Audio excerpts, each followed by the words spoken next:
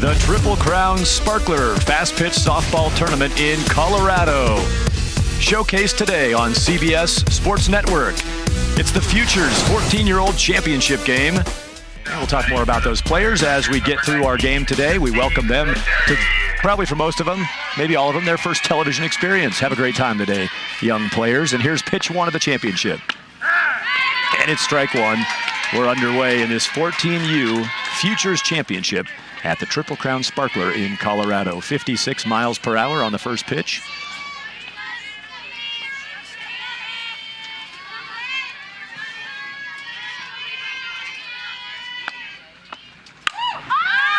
This ball is floated to right, and the play is made. Settling in and making the first out of the game, Haley Tran has the catch.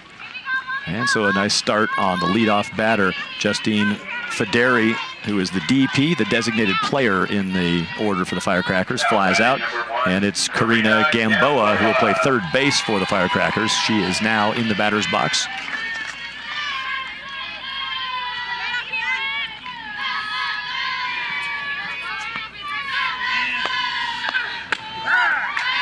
Dialed in on the strike zone. Another first pitch strike, getting ahead in the count. Well, that's so important, Monica, as you know. When pitchers get ahead early in the count, it completely sets the tone of the at-bat and then, of course, of the entire game. Absolutely. Getting ahead is so important. It allows you to set up other pitches and really being able to use your go-to pitch early in and then coming back to it later in the count. A lot of hitters, actually, they don't like to swing at first pitches because they want to see a pitch. They want to take one. They want to make sure they have their timing down. So oftentimes it's kind of a free pitch for the pitcher to go out and grab. Here's the 0-2 pitch, and just I want to stay in the box for another swing. Keeps it foul off the backstop here at Aurora Sports Park. As we move through the game today, I'm going to find as many chances as I can to thank Ideal Fencing Corporation, who came and cut a gate into the backstop here at our championship field about a week ago and helped us get a better look through the home plate area. Nice play at short, deep in the hole. Throw is not in time. Good stop out there at short by Ariana Burns. And that was a hit either way, whether she fields it or doesn't. Just really no chance for the throw across. Good glove and the infield base hit. First runner of the game as Gamboa is on. Absolutely. I love to see that great effort. And even, as she gets a little bit older, she's going to develop a little bit more range, a little bit arm strength, and she might have that play next year. Great effort on that. And credit Gamboa, who had a two-strike count in her face. Here's a rocket laser shot to right field. We'll give it the rocket and laser on that. I'm going to use both metaphors on it. Good swing, and in business, the Firecrackers. Chelsea Purcell, the shortstop for the Firecrackers, hitting that number 3 spot. And she had a great swing on the ball. Great swing. You can see the pitch a little bit sweet through the white part of the zone, and she capitalizes immediately, lets it get deep into that zone and drives it the opposite way. That is textbook hitting, and that it's interesting because a lot of times when you think you're watching youth softball, you don't always know what level you're going to see. This is top elite level softball here, and these kids, they know how to swing it and they know how to throw it.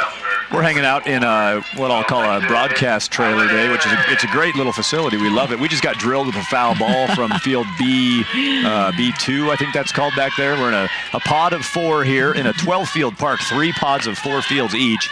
A very nice park here in Aurora at the sports park, and we just took a little shrapnel from the field behind us. But we're all safe and sound. All safe. Monica's looking good in here. We put her in the middle. We have her flanked. She's protected well. Yeah. Thanks, guys. If too many come over, I'm going to go grab a batting helmet out of the one of the dugouts. That'll be a great shot. We'll get that on camera. Give me an arm guard or something.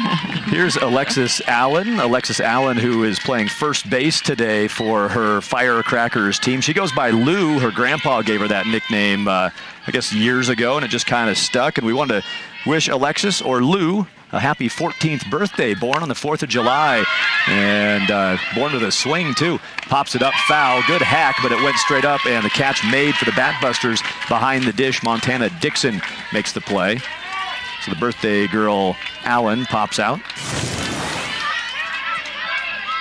Well, Dixon does a really good job of immediately knowing where the ball goes. Flips the mask off, IDs the fence, makes the catch, and then look at that. Secondary play. Immediately make sure that the runners do not try to advance on her.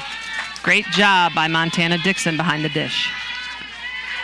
Aaliyah Flores now in the batter's box, and she is hit by pitch, and that will load them up. Bases full of Firecrackers with 2 down in the top of the first.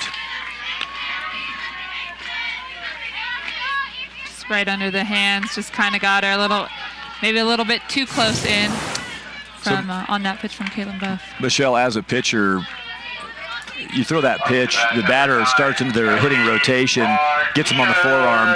Really not a horrible pitch. As a pitcher, what's your outlook on that? Yeah, it's frustrating at times when you're trying to throw the ball in the river, that space between the white line and the corner of the plate, and when they rotate into it, it hits them. And that's where you have to hope that the umpires are looking and saying, no, you rotated into the ball, maybe bring them back into the box. But it can be very frustrating, as you know, Monica. Yeah, absolutely. Sometimes it looks almost as if their elbows and their hands are over the white of that plate when they go for that take, and that's where you're trying to throw the ball. You're trying to throw it on the black. So Kelly Martinez, the batter. Kelly is the catcher for her Firecrackers, so she'll step back a few steps with gear on in moments, but hoping to prolong this first inning. She's got teammates at every base here with 2 down in the top of the first. Firecrackers trying to strike first on the 4th of July. Kelly Martinez now with an 0-2 count. Lots of strikes thrown out there in this first inning by Caitlin Buff. She's been in the zone. The lefty. That ball makes it 1-2. Got it all going there. Sunglasses, the fierce eye black, and the protective mask. Fouled away again. I wanted to ask you, we saw a little bit of that last night, too, in our games on CBS Sports Network. The protective mask, of course, we've had a couple things happen in Major League Baseball already this year where the talk is out there again. Monica, what are your thoughts on wearing the gear? Well, at the younger ages, I'm not opposed to it. If it makes that pitcher feel confident in the circle, that's the biggest thing out there. Technology is advancing in our sport. Bats are getting hotter, balls are getting harder, and the strike zone seems to be getting a little bit smaller some days. So if you miss it, you don't want it to come back and ruin your moneymaker. That pitch missed, just up 2-2. Here we have some deuces. 2 down. This ball bounced on the infield, deep at short. Force play, safe at 2, hustling it out and earning her team a run. The hustle by Aaliyah Flores into second base with the slide, and Martinez reaches, and the score is chalked up by Karina Gamboa. First run of the game. Well, you got to love the hustle all the way around by the Firecrackers. You can see that this looks like it potentially could be a routine ground ball, but because of the fact that Flores is running with 2 outs, she's easily safe. So great job by the Firecrackers to hustle around and put a run up on the board. Infield hit. The chopper was deep in the hole, so I don't think she can make a play at first on Martinez there either, and really her only option was that force play to second. Yeah, I think in that situation as a shortstop, you have to charge the ball, knowing that those high hoppers, you're not going to have a lot of time, especially with 2 outs, because that shortens your time going to the other bag, second or third, because with 2 outs, the runners are running on the pitch. So we get deeper now into this Firecrackers lineup. They've sent 7 batters to the plate in the first inning.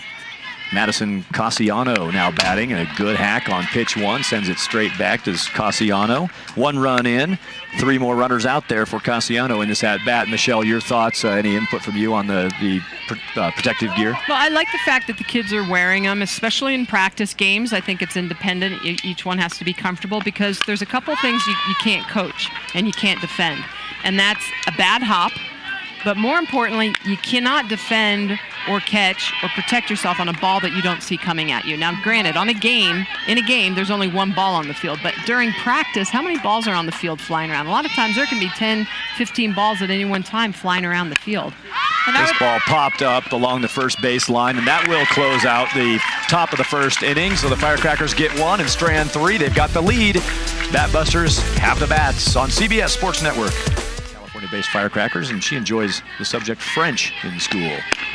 Pinkston, a very good pitcher, throws a rise ball, screwball combination. Both of those pitches are her go-to. But as you mentioned, from Las Vegas, makes the drive in to practice with the team. Interesting fact about her is that she can sing. She didn't say what she likes to sing or what she can sing, but she does like to sing and can sing. I can sing, but just not very well. This ball is chopped, and with the third baseman in, it bounces over the top. Runner on for the Batbusters.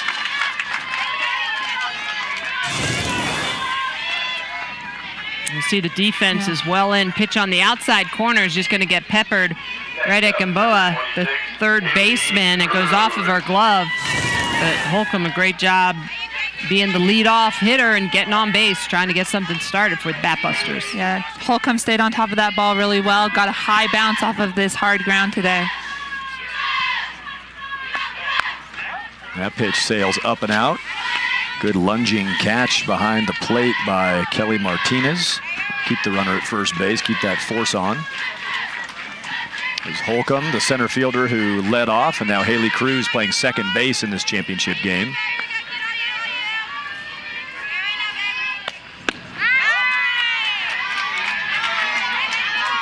Pretty good velocity on that pitch. Comes in at 61 miles per hour. Good angle to that pitch, too.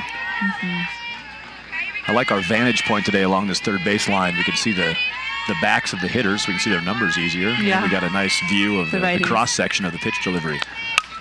There's a ball hit hard off the glove of the pitcher, deflected through the shortstop hole. So runners on first and second, back-to-back singles. This one hit much harder by Haley Cruz. 2 Batbusters on, and the defense not able to get those first couple of plays made. That one a shot, and Pinkston couldn't flag it down. Pinkston to Martinez, the battery. Gamboa, Purcell, Wishner, and Allen in the infield. Flores, Brashear, and Ballesteros across the outfield for the Firecrackers, the designated visiting team in this championship game. Table is set, and it's Ariana Chauffolet. Ariana politely told me I was welcome to call her Irie if that was easier. She's got a lot of letters, kind of got Wheel of Fortune or alphabet soup going on for us. So she said, if you want to shorten it down, that's fine, but we'll give her the full Ariana. Chauffolet is the last name, and shortstop is her game. Right now it's batting. Another pitch flies high. And again, 60 miles per hour on the delivery. 14-year-old contest here, a 1-1 count. Some of these players have turned 15, but the bracket is defined as 14 and under. Pitch is down for a 2-1 count. So we've seen 60, just low 60s so far at the 14-year-old level. Tell us a little more about, what ranges do you see? Yeah, that's impressive. I mean, anytime you get around 60 miles an hour, you're talking about kids that are collegiate potential. And to be 14 and be able to hit that is really impressive. I think it's impressive, but pitching at 14, I didn't start to pitch till I was 15, so. Did you pitch, Michelle? Way back. You did. Black and white photos. I am of course joking, but Michelle pitched as well as anyone, and as well as, better than I'd say there's the 2 best pitchers in the history of the world are in the booth today. Michelle Smith, Monica Abbott. Amanda Scarborough's not in the booth. She's the best at everything. She's out running around talking to our the fans and the team. She'll be picking up stories for us throughout this game and our next game today. And Amanda, we should have had her hit off you guys a little bit. Yeah. Fun. No, she would have brought it right back up the middle. Amanda, fantastic player. Texas A&M was her spot, and Monica spent her time at Tennessee. Michelle at Oklahoma State. Bam again, and the Batbusters are swinging it. 1 run's going to score. Here comes another. Throw comes, but not in time. Standing up safely at the plate, the second run of the first inning. It's Holcomb, followed closely by Cruz. 2 runs for the Batbusters on the base hit. Little screwball, looks like it just goes up a little bit high, stays behind that, and drives it well deep into the gap, the left center gap. Great piece of base running out there. Great piece of hitting.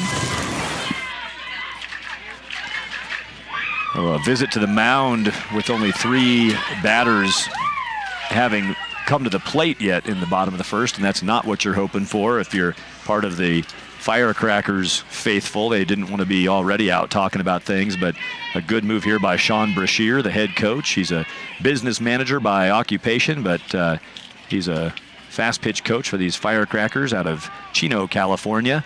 So he's going to step out. They're down 2-1 now after the first 3 batters have already been productive here for the Batbusters.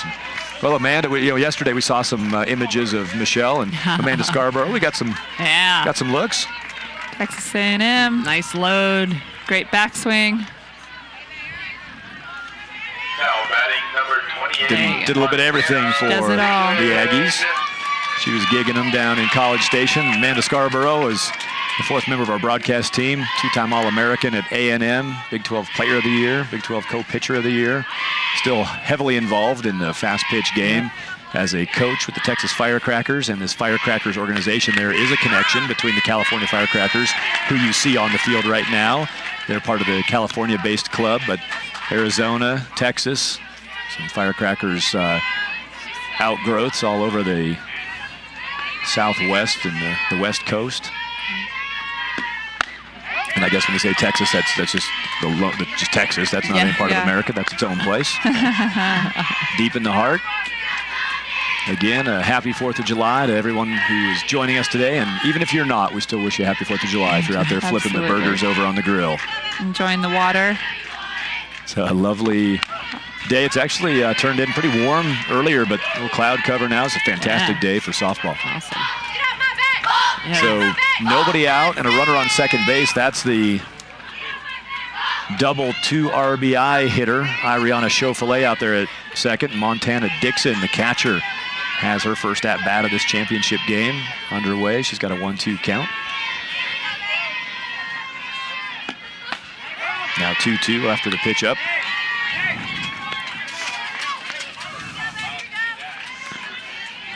Time 59.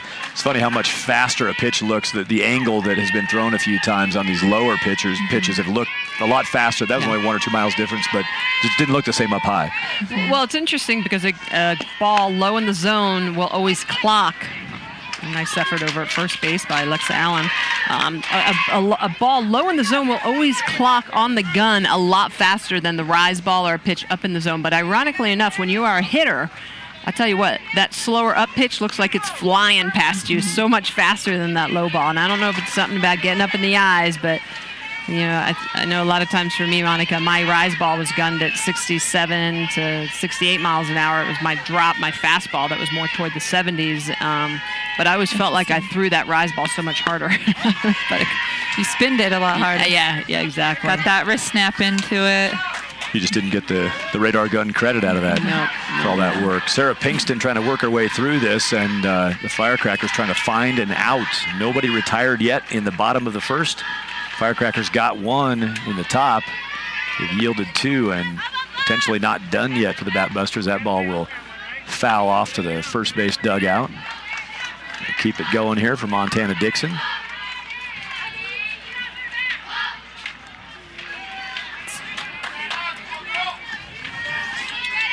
Here's a good look at Sarah.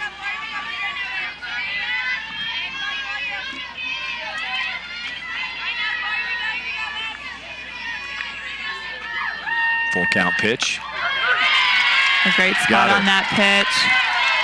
Right low, right at the knees, right above the knees, right in there. Great execution on that screwball.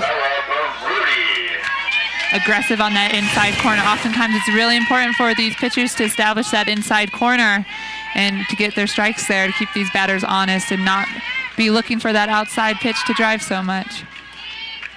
Isabella Baruti now batting. She'll take ball 1 up high.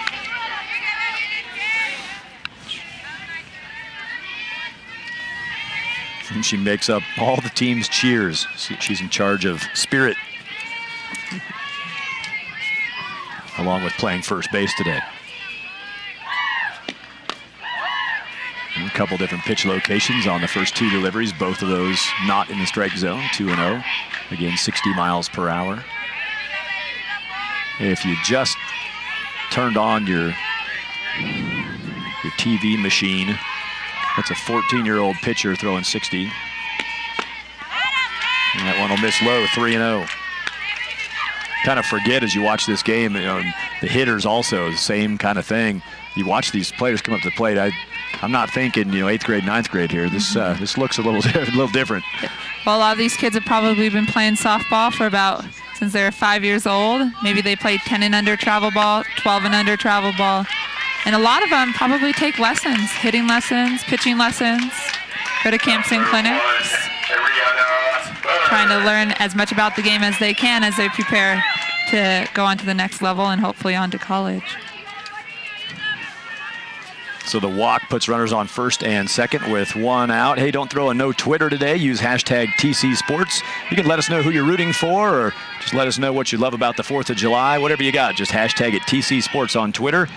You can get in the game by using hashtag TC Sports. Thanks for being with us today, and keep an eye on that hashtag all throughout the day.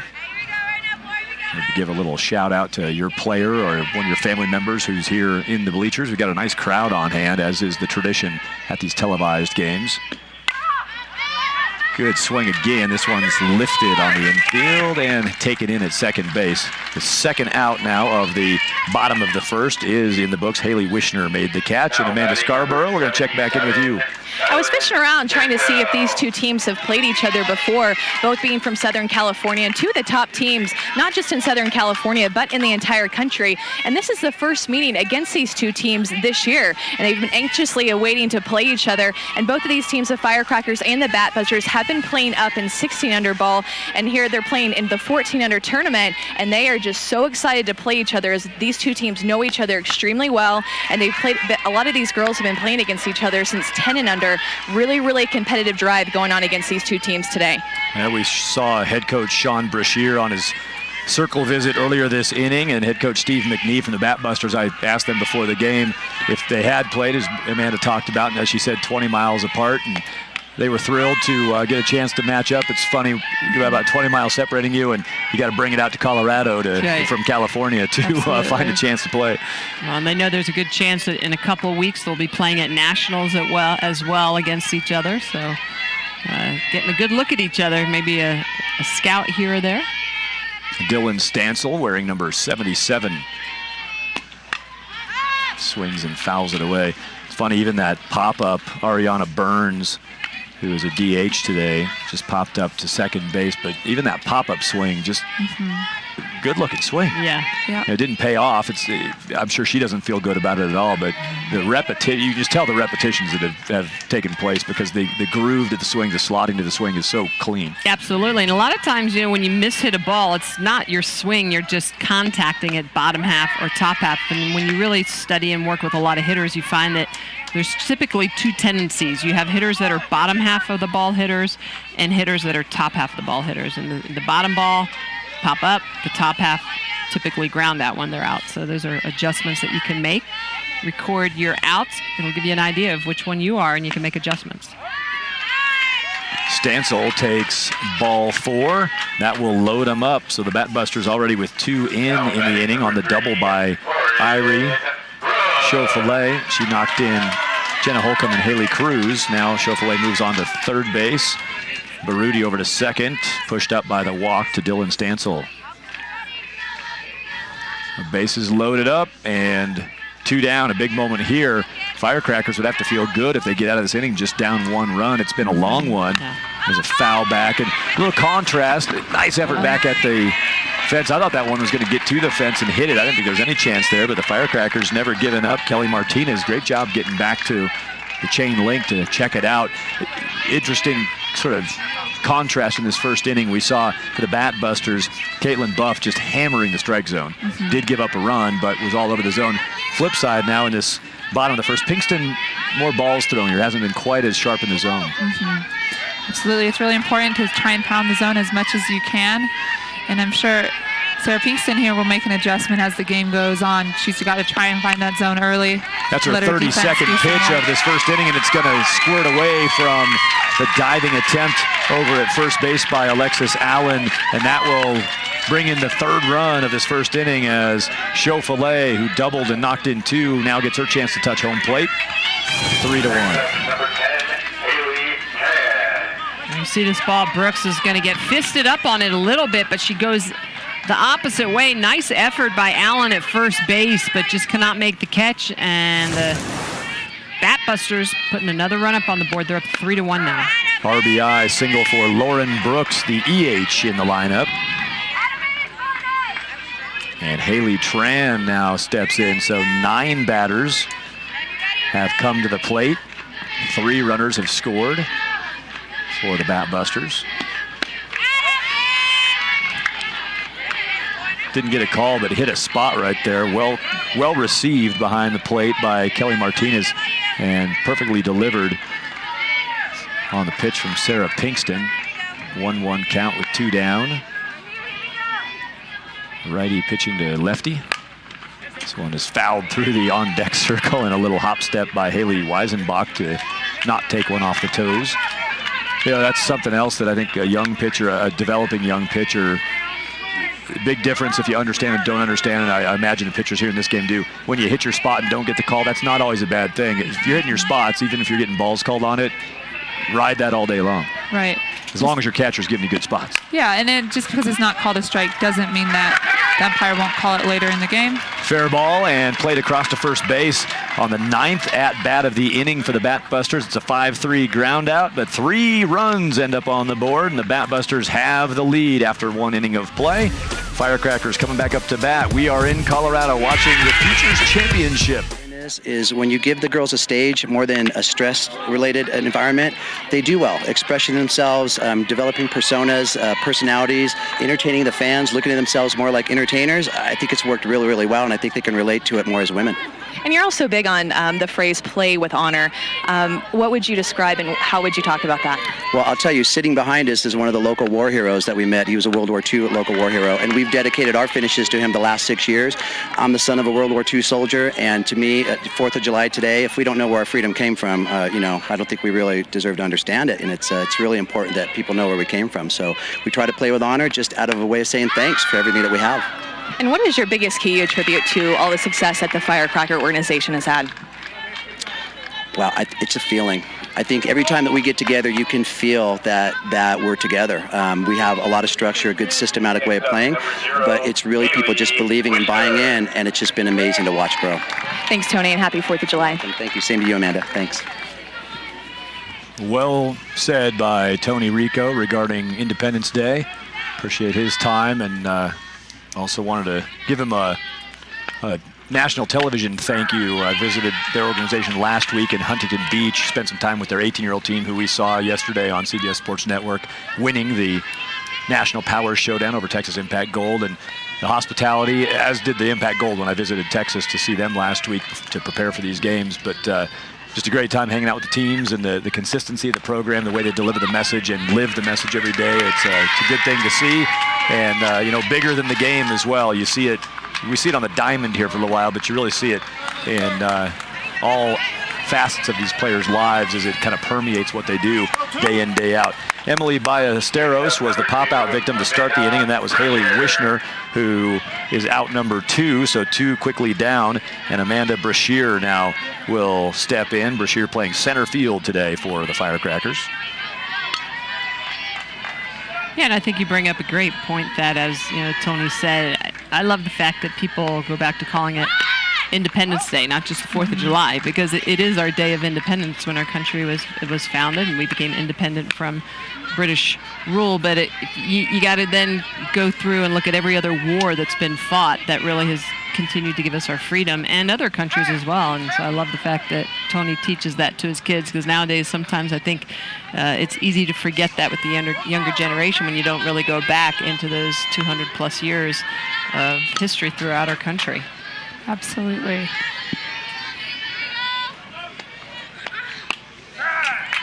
There is a strike delivered, so now a 1-1 count as the Firecrackers try to keep the inning alive. And there's Tony sitting next to the veteran of World War II that he made reference to, as the play with honor is displayed right here. That's not just lip service, not just a slogan on a T-shirt. They do try to deliver the feeling next, forward to the generations ahead. There's a pop to third base, and that inning goes quickly as Brashear pops out, and the Firecrackers are done. Batbusters up next. College coaches, and that the coaches coming out to find their new... And game 1 or game 2? And there's strike 1 as we kick off the bottom of the second inning. Batbusters back to the bats, and Haley Weisenbach takes to the plate. Moreno Valley, California. 2 sisters playing in college right now. Haley, she is doing her work for the 14-year-old OC Batbusters, fouls it away.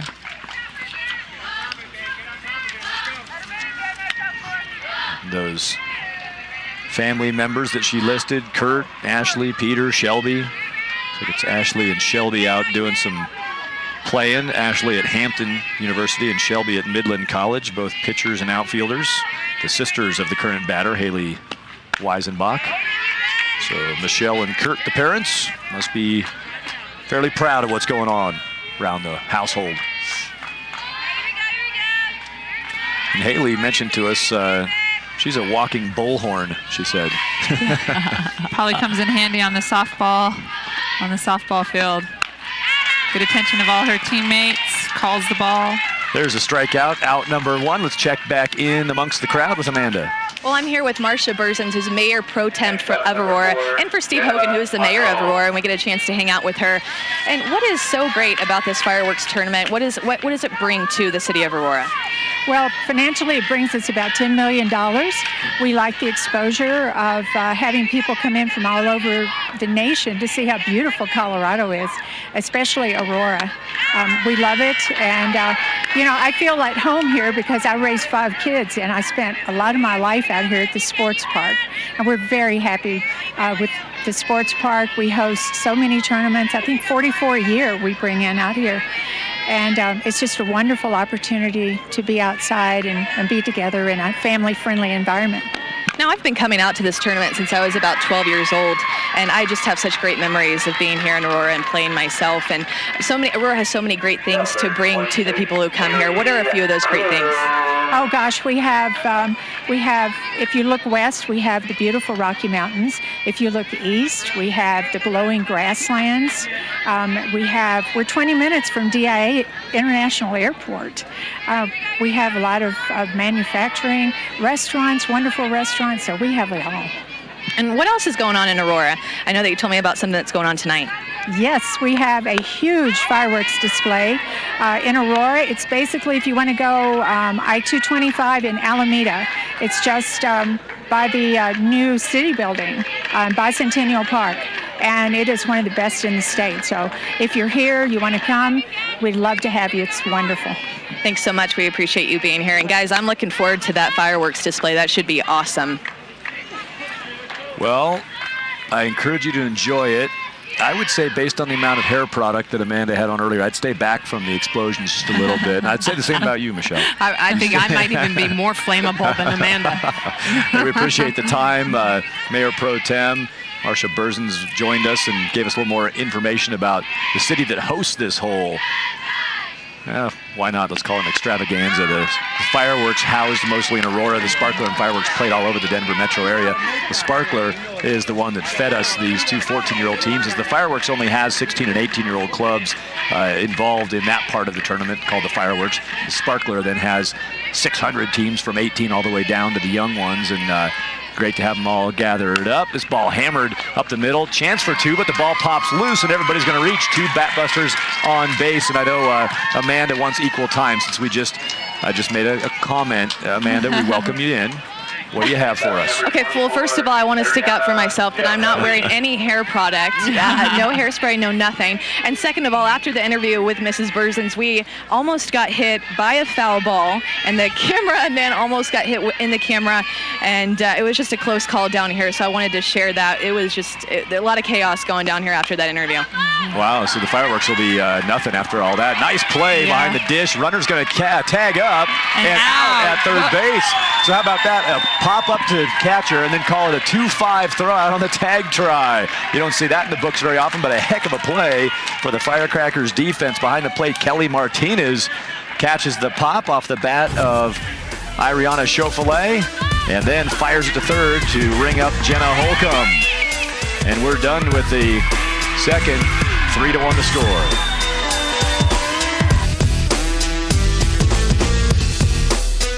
We all start tweeting about it. The whole world's going to know. Get in the game, hashtag TC Sports. I bribed Monica and Michelle yesterday to tweet, so we'll try to get them on that hashtag again today. I know Amanda didn't have her phone yesterday. As a true professional, she wasn't carrying her phone around, doing her work. And a pop-up, quick out for the Batbusters, who shoot a little jump shot to each other. That's their little post-out celebration. The infield shoots one out to the outfield, and the outfielders shot it back. Yeah, nothing like a little celebration in between out, something that's pretty softball, unique to the softball world, in the baseball world. This ball is driven to left center and off the top rail of the fence. Double with one down. Power shot and a runner on for the Firecrackers. It's Gamboa. Well, Gamboa's going to get a pitch that she can handle. It's up and out, but look at the way she's going to load. She goes negative before she goes positive. Great extension and just off the top of the fence. Almost had herself a round tripper. And a nice hustle into second for the double. Well, you don't get any closer to hitting one out than that. That was literally the very top rail of that outfield home run fence. Well driven by Gamboa. So Karina off to a great start, a single, infield single, her first time up, and she scored the only run for the Firecrackers in the game so far. And now the double to set the stage for the 3-4-5 batters. Chelsea Purcell, the shortstop, steps in. She singled her first time up. Let me correct something I said earlier, too. Both teams batting 10 batters here. I just looked down at my lineup cards that they'd handed in, and I had 11 in the brain, but it is 10 batters each side, so they both rolled it over here. Firecrackers now back up at the top of their order with pop out from the leadoff batter Federi in this inning, and then Gamboa's double takes us to the number 3 batter Purcell. This ball also hit well. Out to right and out to right. That ties it up.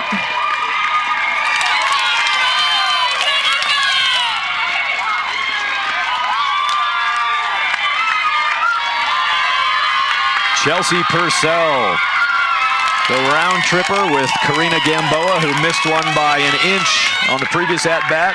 Purcell finishes the job. Pitch on the outside corner. Look at the swing. Textbook allows that ball to get deep in the zone. Great extension, just drives it opposite field out of the park. And you know, Thad and Monica, it's amazing. Oh, a little bit of love from coach at third. You gotta love the way these kids are just so well schooled. Their movements, their mechanics, very fluid. Again, going the other way, a little inside out. This time it's a jam job, though, and that one is caught. So one batter earlier, Haley Tran, just had to watch it fly out of the park. This time Haley makes the catch for the second out off of the bat of Alexis Allen. And did just confirm, by the way, as we returned from our last commercial break, verifying during that break that we are in a 7-inning contest here. That's what we thought, but we saw a little something yesterday that we had to kind of sort out the tournament rules for a second. And this game is slated for 7 innings. It's an 8 runs after 5-inning run rule plan. Another big swing driven to left, and that will sail foul down past the home run fence. That ball was smoked again by Aaliyah Flores, playing left field in the starting lineup for Firecrackers. And now a visit here for the Batbusters as the free swinging, power swinging Firecrackers are just stepping in, licking their chops. Yeah, just free swinging. Sometimes it really, you know, you'll make contact a lot of the time, and just got to keep the ball low, continue to work your counts, and spin the ball. And I think the main thing, too, is that we haven't seen Caitlin Buff really use her changeup a whole lot. That pitch, you don't always have to throw it for a strike for it to be effective. A lot of times just showing it, throwing it, one-hopping it in, can be just as effective as throwing it consistently for a strike. Steve McNee made the visit, and another big, hard swing. This one's lifted out behind second, and just enough glove out there. Hauled in for the Batbusters by Haley Cruz. So the pop-up for Flores ends top of the third, but some damage done. 2-run blast by Chelsea Purcell ties us up at 3. Michelle Smith, Amanda Scarborough, and hundreds of our new friends packed around the ball field here at Aurora Sports Park. Glad you're with us on CBS Sports Network today. Monica just fumbled her pen. So I'm going to have to set my banana down here. We're enjoying some fruit in the booth right now. Aurora they do it all. You know, they host a great tournament. They set us up with some produce. Yep. And the Batbusters, who just saw their opponents pull back even with a 2-run home run after a top-of-the-fence double. There's one right back up the middle. That is into the abdomen and right back out, and the play made. Man, hang in there, Sarah Way to hang Pinkston. in there and just continue to make that play. Bounces right in front of her, off of her abs right there. Love how she just picks it up and tosses it underhand right to first base. Doesn't worry about rushing too much. Knows she has a little bit of time. And now a little smile on the face. So good to see Sarah able to laugh that one off. Abs of steel. Good thing she's been crunching them. Montana Dixon hit that ball hard up the middle. Montana, the number 4 batter for the Batbusters, got a lot of that pitch. And she's followed here by Isabella Baruti. Isabella walked and was stranded at third base. Remember now, the Batbusters scored 3 in the first inning, but they also left them loaded in that inning. Had a chance to do more damage. Couldn't get any more across.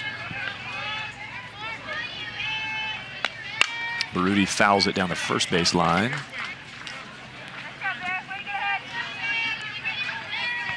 She'll step back in with an 0-2 count now, will Baruti.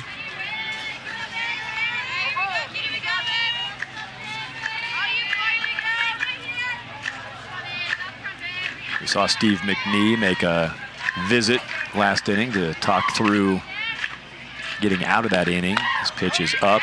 Steve, along with Kyle Cruz, Gary Baruti, and Neil Chauffolet, the coaching staff for the Batbusters. Our thanks to those coaches for taking the time to coach the young people, and we say that to all coaches, whether you're in this televised game or not. Appreciate the contributions from the coaching side. Another 1-3 put out. There's a couple chances for the pitcher to defend her spot. Pinkston good again with out number 2. Number 1, Ariana Burns. So Ariana Burns now the batter. Ariana popped out to second on her first AB. She'll take another turn here with 2 down. Try to hit it somewhere other than pitcher. Hits that hard left side single. Burns is on base.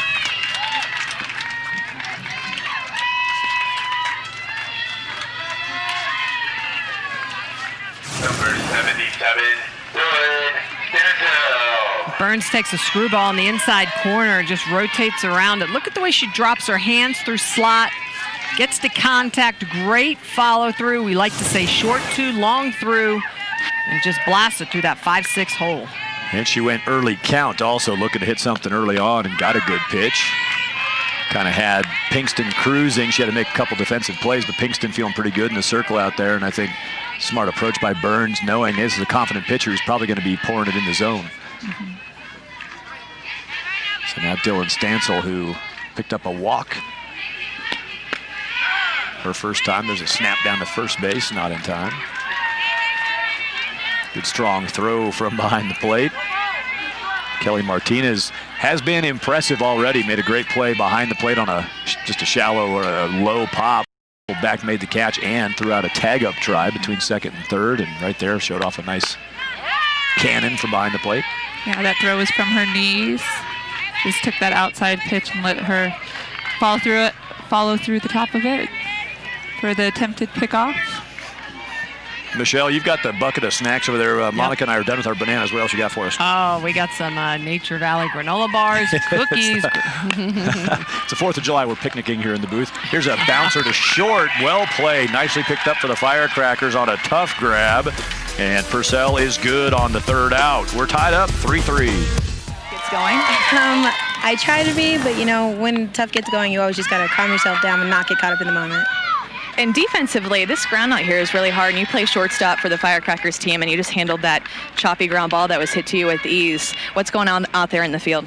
Well, on the field, it's pretty smooth, and so, you know, I'm just trying to watch the ball come in and play the bounce. All right, Chelsea Purcell, one of the elite athletes out here on the field. Thanks, Chelsea. That kid's 15 years old. Are you kidding me? I know. I can't put a sentence together like that right now. Way to go. Chelsea, way to give me hope in the future of America. You know, that's good stuff. There's a pop out and 2 quick outs here in the top of the 4th inning. So the Batbusters, good job getting back to a settled-in status after a tough inning the previous inning defensively. They're working a good clean fourth so far. Chelsea Purcell told us that she's double jointed in both of her shoulders. She's the shortstop who hit the home run, and also mentioned that we said, if we talk about you on the broadcast, what do we have to say? And she said, depends on what you ask, but probably something positive. Is what she said. Just say something positive about me. Well, we have, because she's earned it by far today. Good shortstop play and that home run. And Michelle, I want to ask you about that long ball that Chelsea hit to tie this game up. We grabbed that after this pitch. It's fouled away 1-1 now, as the Firecrackers have Emily Ballesteros in the box. Martinez and Cassiano were out victims in this inning. That's a right-handed hitter. Yep. Going the other way. Yep. And again, we talked about at 14 hitting 60 miles per hour as pitchers. That's a lot of power for a young player. Yeah, it is a lot of power. And a lot of times when you swing properly, you can hit that outside pitch over the fence the opposite way. The problem is a lot of young players try to pull that pitch. When you try to pull an outside pitch, you get around it, you lose your power, and you typically play pickle if you're right-handed with the shortstop, if you're left-handed with the second baseman.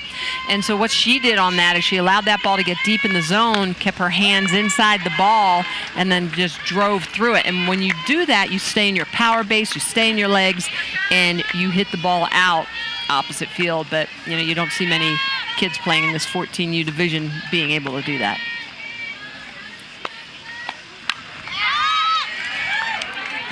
That ball's sent backwards, and it'll be full count, 2 outs on the next pitch. Here's a look at that swing. Yeah, and you can see she's middle part of the box, but look at where she contacts it. It's far back. We always say you want to hit behind your front leg, and so when it's an outside pitch, it's going to be that much further back. So that's a great textbook swing on how to take an outside pitch out of the park the opposite way. And that was Chelsea Purcell's earlier home run swing. That 3-2 pitch sails high, ball 4.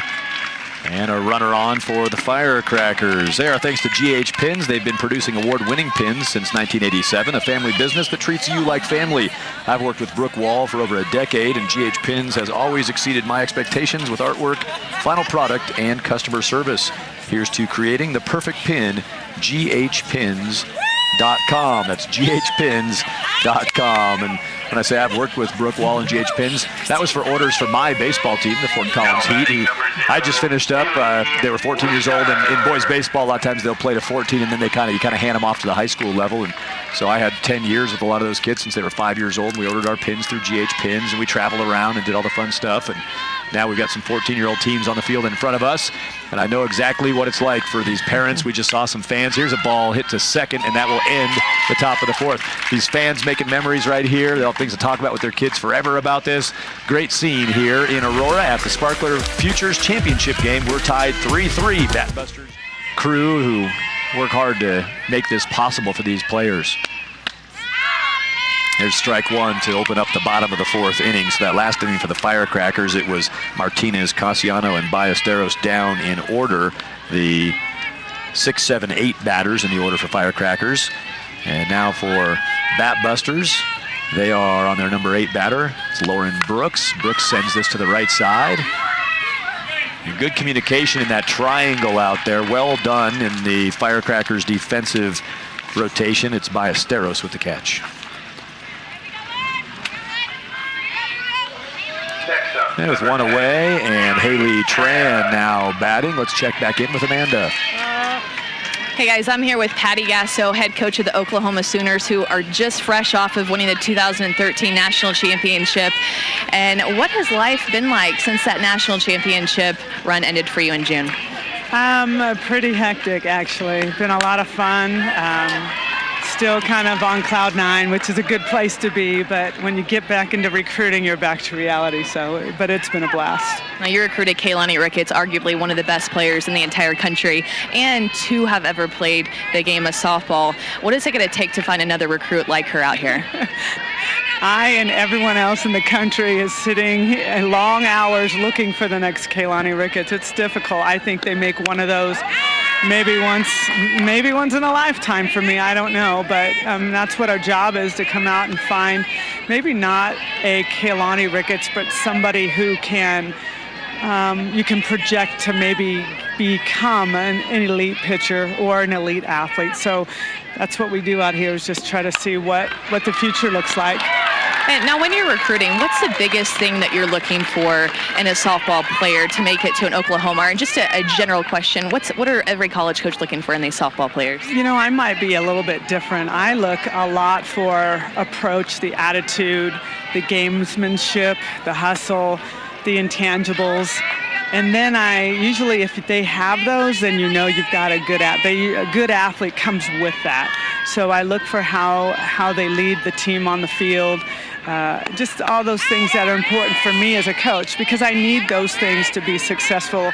I need those things to be able to make an athlete her best. So maybe not always the best hitter, but the kid that you can foresee becoming that because she's got the work habits. And what kind of talent have you seen out at the ballpark this week? Very good. A lot of games in a lot of different places. Just checking in on some young athletes like a lot of coaches are, and just trying to get a head start. But there's this tremendous amount of athletes and a tremendous amount of talent. So it's fun to watch what the future is going to look like. Well, guys, Patty Gasso trying to reload the Oklahoma Sooners, as Michelle Smith likes to call it. And you know that she's always great at it. Michelle, Monica? Yeah, absolutely. I mean, these big programs that have great coaching staffs, they don't have to rebuild, they just reload. They are consistently good, and they build programs, and that's really what it's all about, but it starts at the top. Yeah, well, thanks to Patty for taking the time with us there. Absolutely, and she made a really good point. I think a lot of these top coaches, they look for athletes, they look for great attitudes, people that'll fit into their program, because obviously Coach Gasso, she knows what she's doing out there in Oklahoma, and she wants to teach these kids. She wants to teach them the Oklahoma Sooner way.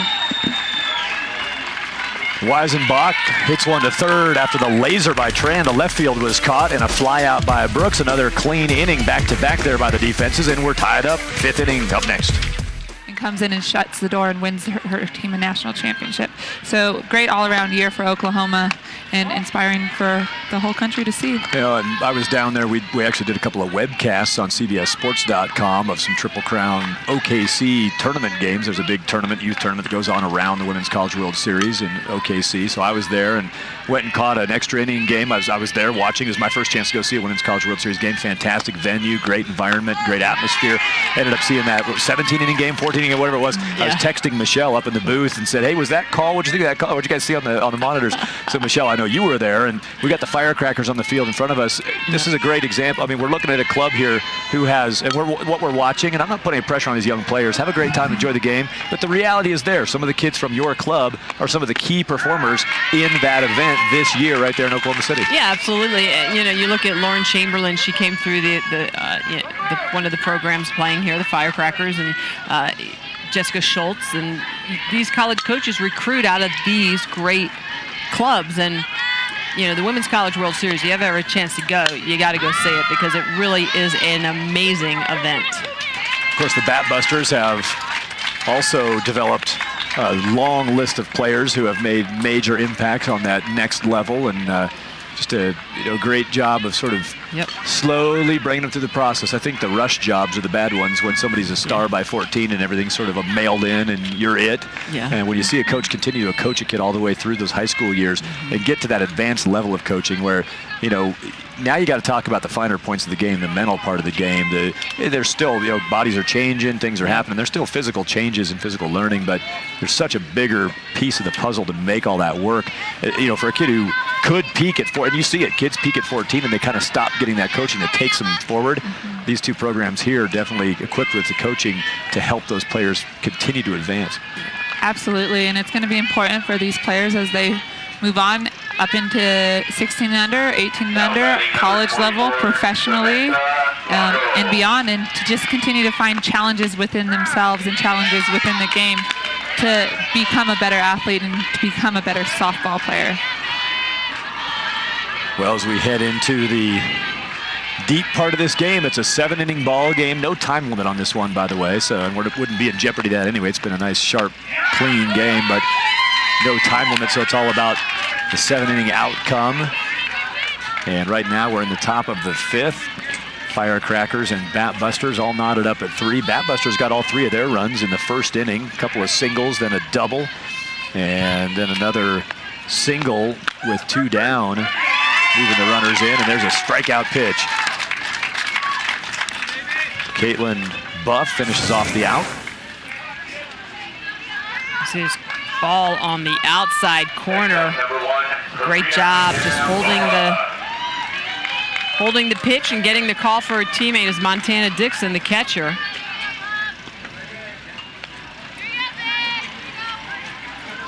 So that brings Karina Gamboa to the plate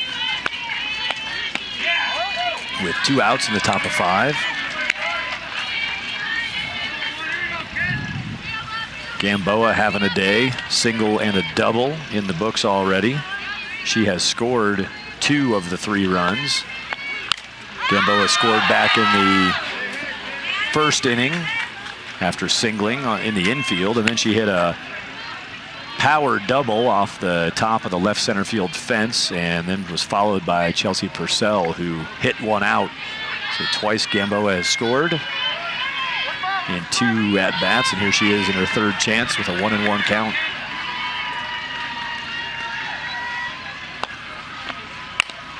Some off speed, played at 3rd, nicely played, but the ball gets away from the first baseman. It's going to trickle away, a chance to get 2, no chance for 3. So a nice pitch at 56 mph, got a ground ball, but the defense unable to make the play, and that keeps the inning rolling for the Firecrackers.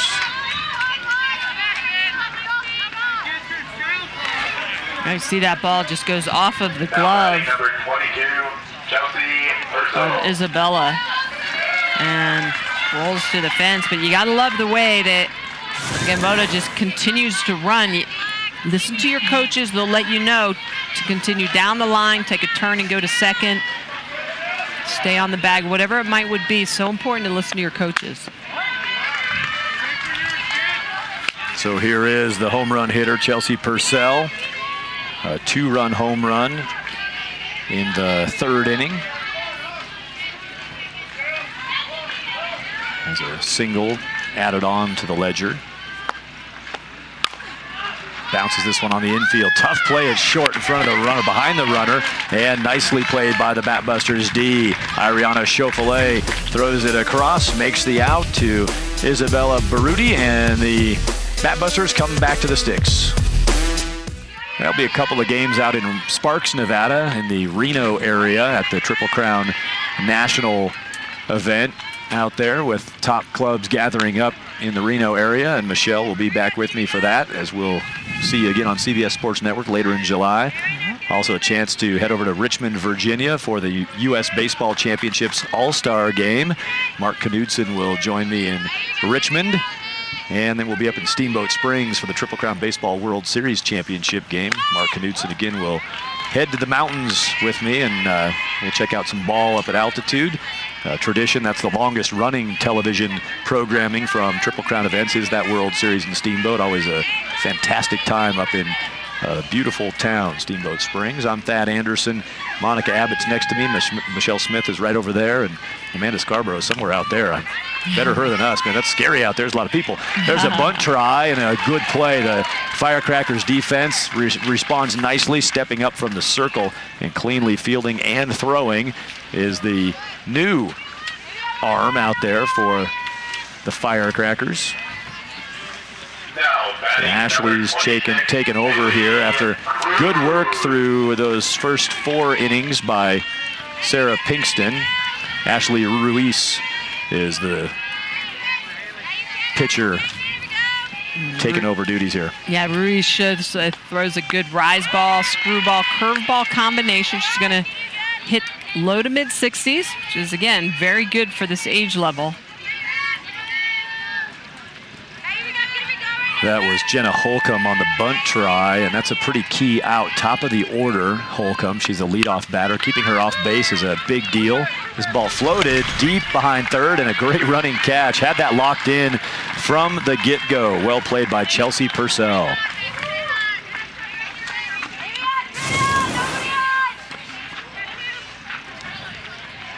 Next up, number 24, Ariana great communication. Firecrackers talking to each other.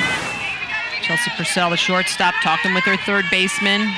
Gamboa making sure that they know who's going to take it. Typically on a ball going back away from the bag like that, it's a little bit easier for the shortstop to take that angle and make the catch. Aaliyah Flores, the left fielder, also a good job of coming on hard to the ball. Probably would have had a play on it, but saw that her shortstop had the angle and had the feet in the right slotting to get to it. And played it nicely. Wow, there's a shot back up the middle by Ariana Burns, and it's gloved. So Ruiz gets 3 batters in order and finishes it with this handiwork.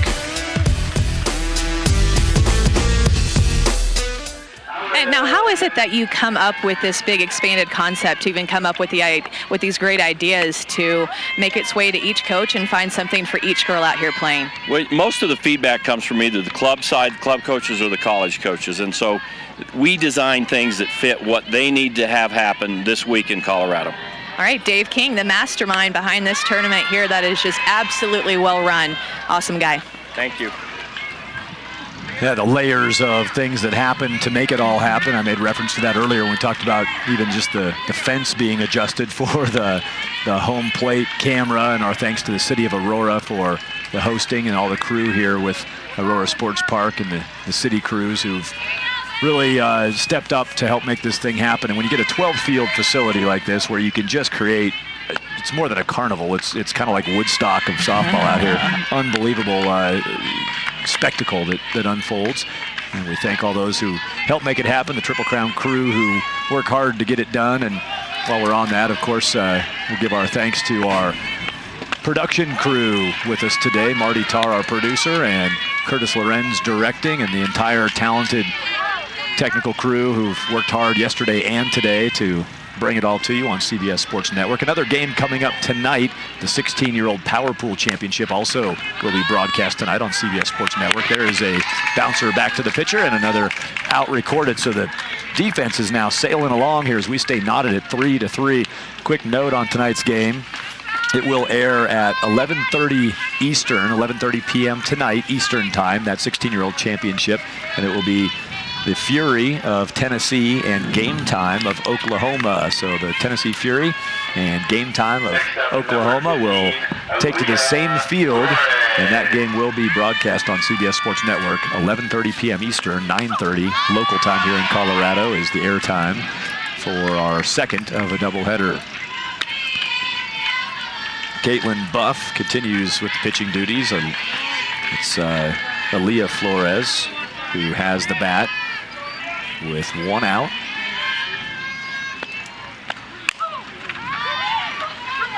The ball lifted to left, settled, and caught. 2 down.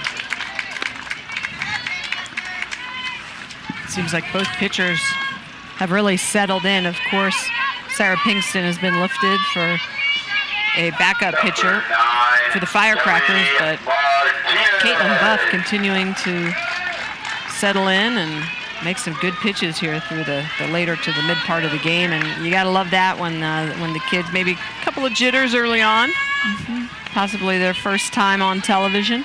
Yeah, a big game for them, but I like the way that they've settled in and continuing to pound the zone and throw strikes, getting a lot of pop-ups and ground balls.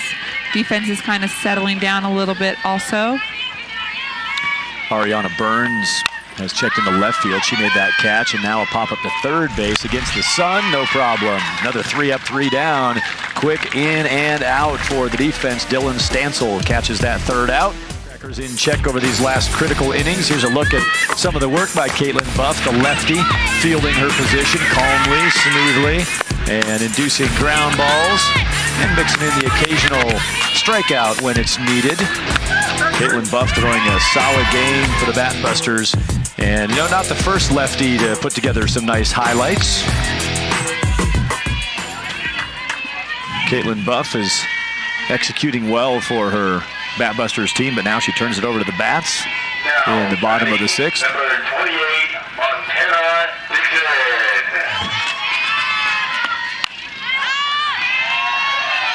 This ball sent foul. And Montana Dixon, the cleanup batter, has 1 strike on the ledger for Montana today, a strikeout and a ground out. Number 4 batter. Last inning for the Batbusters, they had the top of the order and they went 3 up, 3 down. That's back-to-back innings of 3 up, 3 down. 6, I think it's 7 in a row retired with the last out of the 3rd, and then 4th and 5th went cleanly.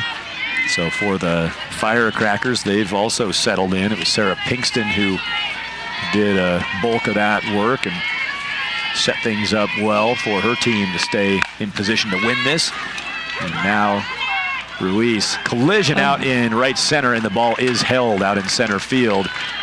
Little crash, but nothing hurt there as the out is recorded. So I mentioned that Caitlin Buff, not the first lefty to throw together a nice highlight reel.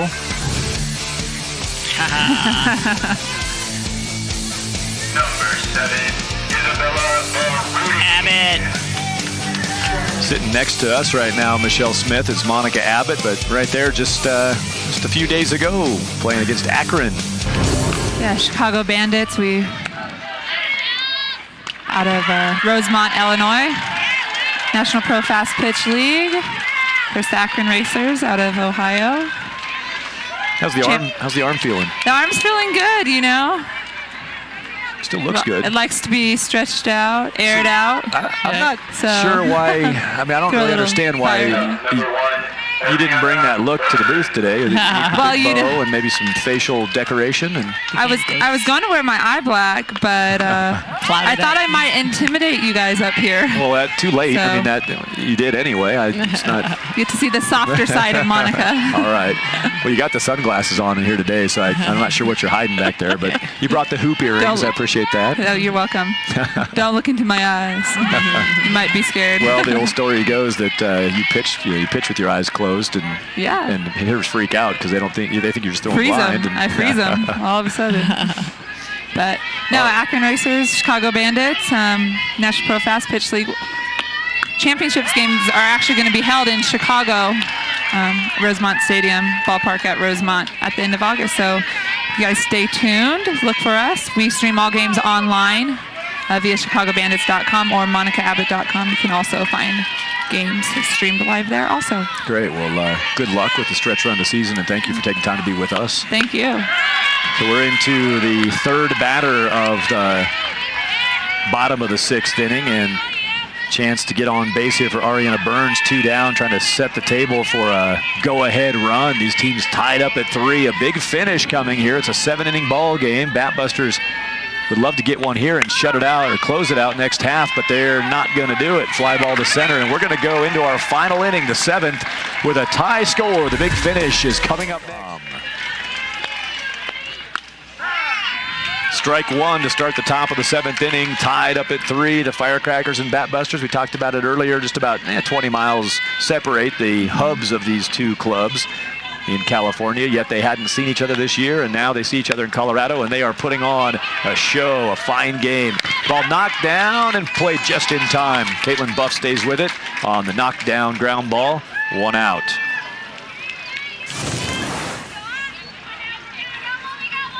Good strong throw by Caitlin Buff just in time.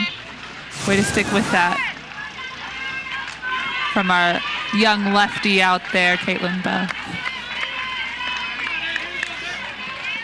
Well, with 1 out,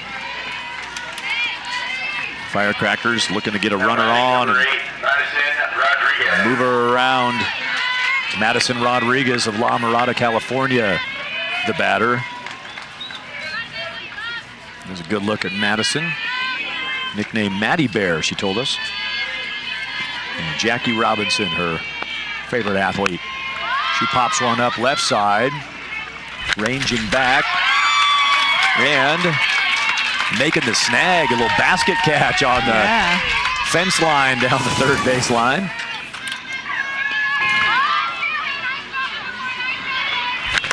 Nice hustle coming over. Tough run across, heading into traffic, heading into the fence, no problem. Ariana Chauffolet. Chauffolet's just done a lot this afternoon. She's very, very quick on her toes. Great concentration, huh? Yeah, and great range, like great first step off the bat, reads the ball off the bat really, really well in that play, and runs all the way through it, you know.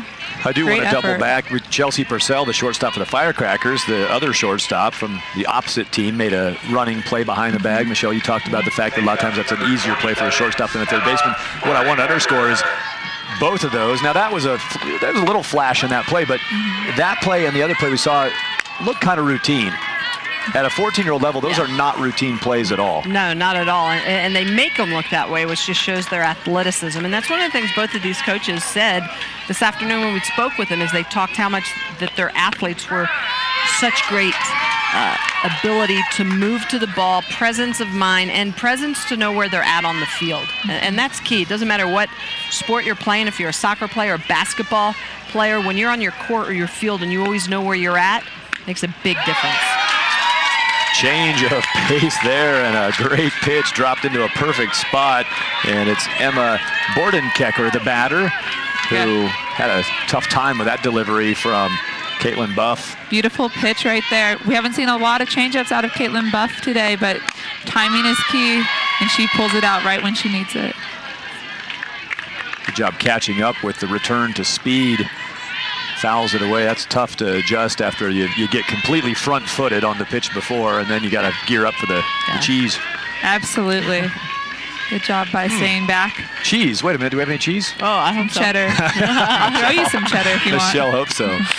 Amanda did come and get snacks, by the way, in case anybody at home was worried about Amanda not getting part of the snack train here. There's a ground ball for Bordenkecker off her bat, and she is an out victim. So we head to the bottom of the 7th, and the home team has a chance to win it in the last of the last. Ground ball to second, knocked down, going to be close. Safe at first base, and the table set for the Batbusters.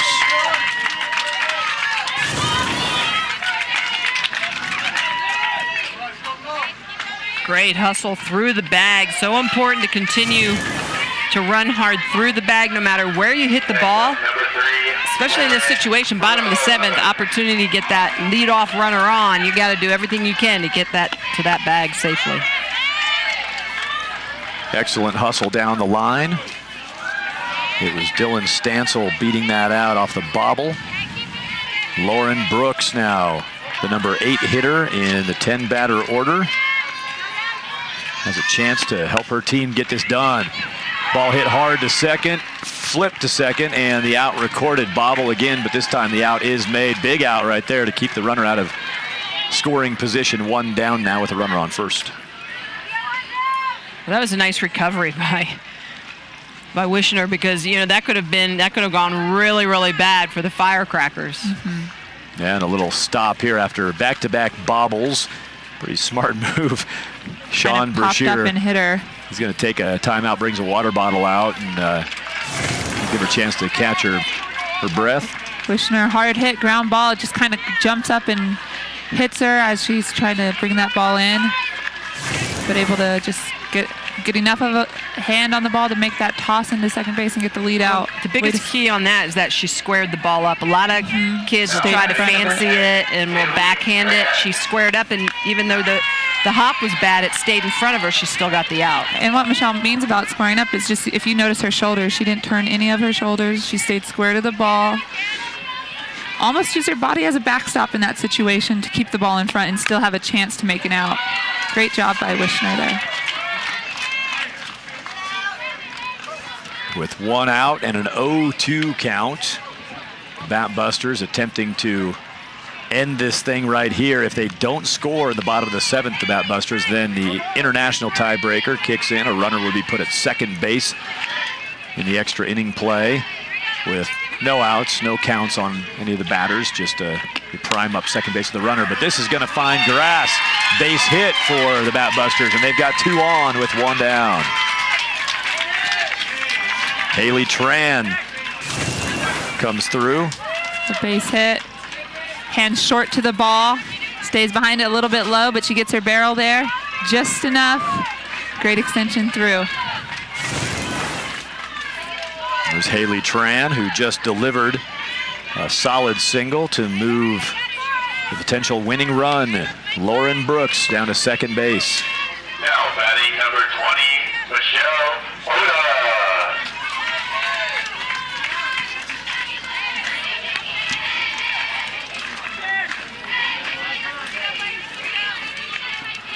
We could get exciting now. A base hit might be a chance to try a hard run to the plate.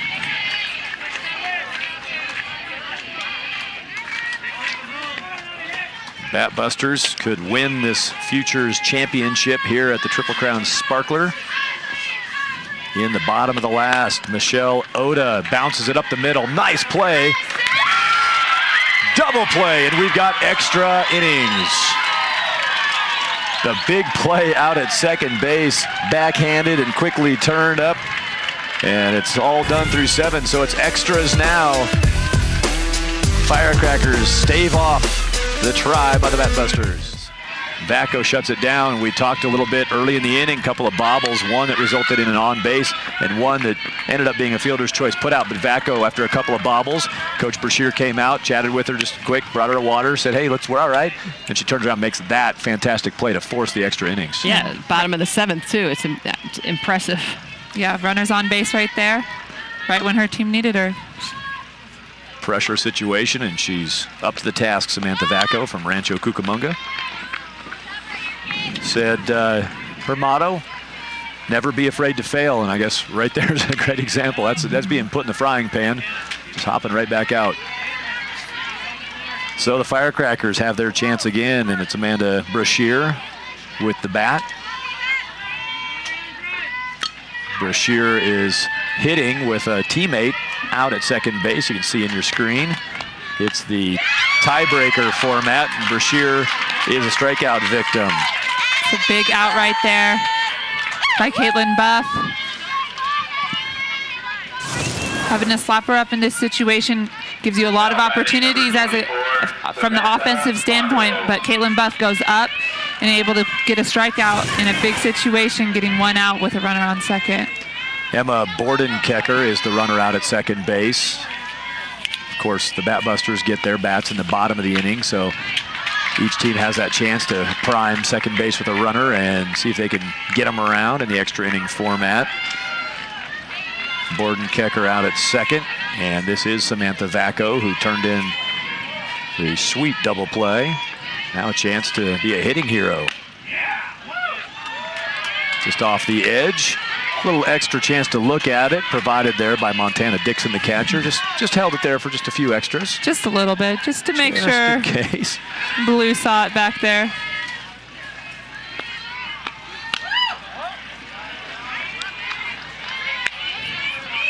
.55 miles per hour on the delivery from Caitlin Buff, now into her 8th inning of pitching. She started this game, and she continues on into the bonus time. Pitch gets over the bat at 57 miles per hour. Vacco swinging.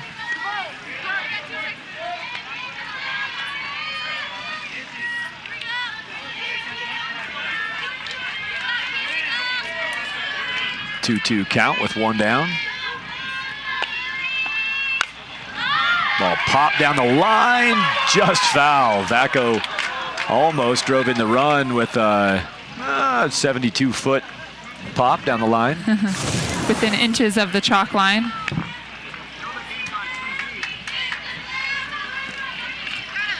There it bounds away.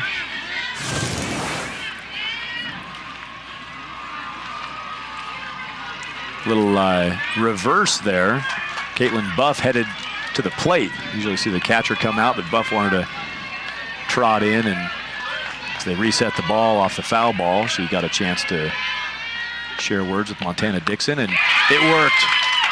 Well, I like the way that Buff is throwing here.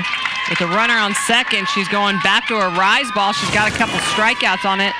And really a big pressure situation. The pitch prior that was fouled down the line was a changeup. Sets up that rise ball very well. It almost feels like Caitlin Buff is getting stronger as this game is going on. Absolutely right where you want to be. Love that aggression out of Caitlin Buff, our little lefty out there. 2 strikeouts in 2 batters. This ball sent to center field, should be playable, and is. The runner at second base gets nowhere as the Batbusters apply the defense, and now their chance to win it. The runner at 2. We're seeing a little mix of everybody around the park. I'm seeing Michelle Smith sitting right here, Monica Abbott's right here, Amanda Scarborough's over there. This is great. We're having a good time, and Batbusters might be having a great time this inning. A snap throw down to 2. A little defensive play put on to try to shut down this tiebreaker runner out at second base.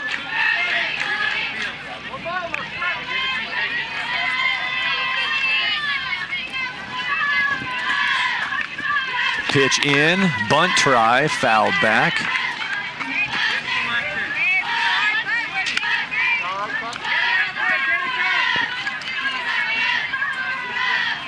Haley Weisenbach is the tiebreaker runner who is put out at second base to start the inning. Now the bunt down.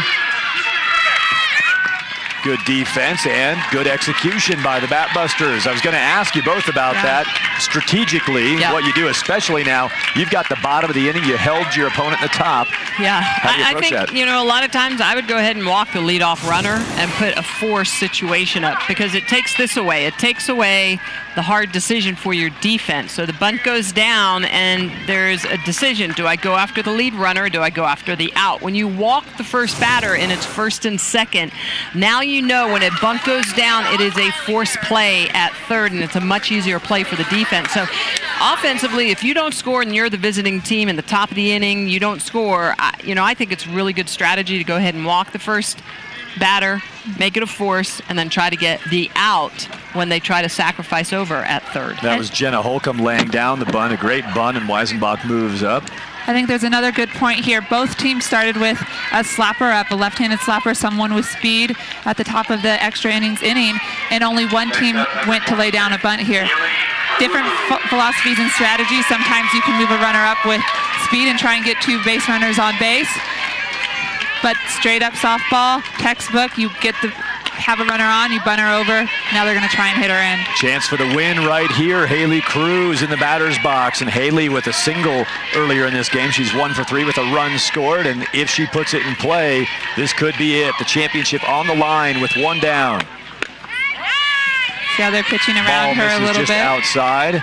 And as we talk about that bunt, Amanda Scarborough, what's your input? Well, I had a question for Monica and Michelle in the pitch calling. Saw Sarah Pinkston throw a changeup in that bunt situation. Wanted to get their opinion on pitch calling there in that situation with a runner on second base, knowing that it's a bunt situation and calling a changeup in that count. Yeah, absolutely, Amanda. That's not, in my opinion, a good pitch to call in that situation because it gives the runner that much more time to pop off the bag, and it gives the hitter that much easier of a chore of putting a changeup down in a bunt situation. So typically in a bunt situation, you do not want to throw a changeup. Also, you know, and also in that situation, you want to think about your speed at second base. How fast is this runner? If the runner is slow at second base, you can possibly throw it a changeup to try and give your defenders a little bit more time to get that bunt off of the slower pitch and read that bunt if it gets down for that play at third. But usually, you know, you want to go with probably a rise ball or something away to try and make this batter foul the bunt off. Runner Haley Cruz moves up. Haley was walked intentionally for all intents and purposes, throwing the ball outside, trying to set up the force now. So Haley Cruz walked. She moved down to second on a no contest run down to second.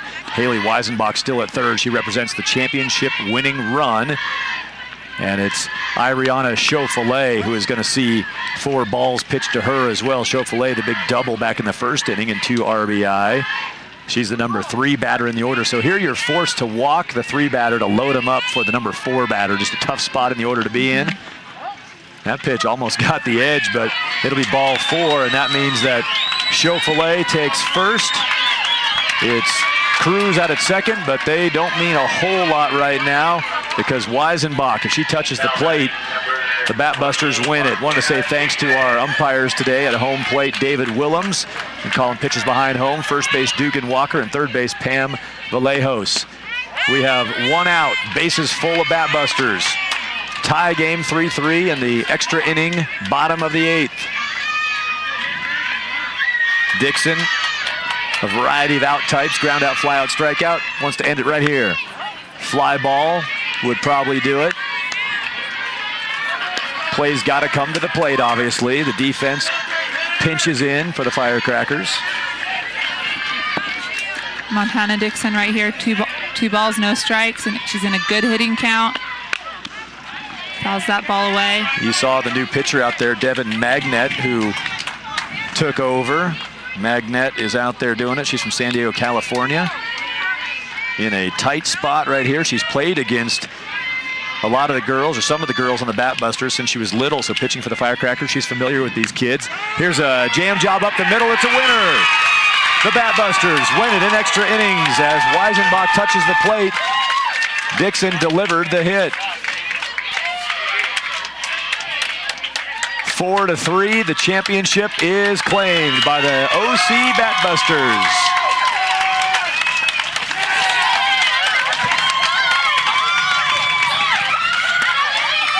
Game-winning RBI for Montana Dixon.